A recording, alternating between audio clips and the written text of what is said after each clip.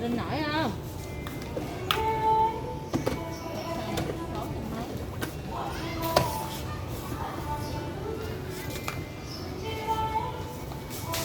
Thôi đừng có đi con, xe này khác gì với xe ở nhà mình đâu. Giống xe nhà mình có rồi.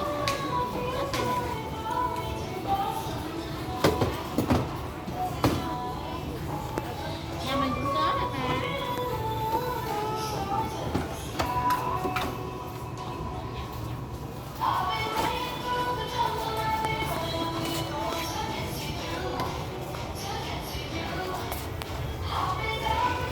Là bỏ chân lên đạp chứ.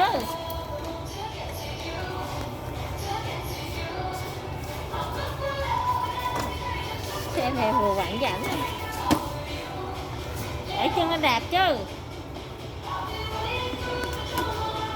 Thôi trả xe lại này con, cho vậy được rồi. Chúc mình đi xe điện với xe này đi ăn thua gì ha ba ha.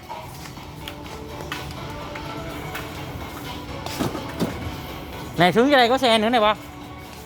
Đi theo ba.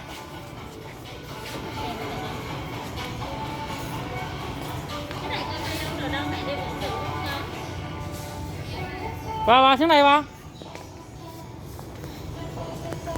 Đây.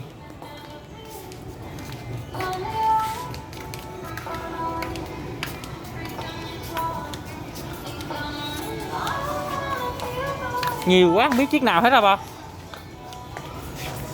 Nè dưới đây còn một xe nữa nè ba, xuống đây.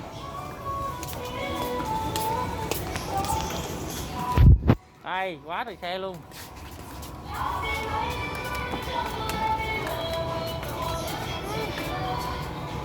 Cái siêu xe này nè ba.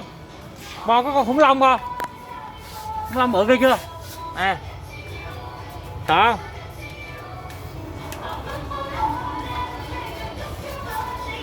Rồi bo ngán xe rồi.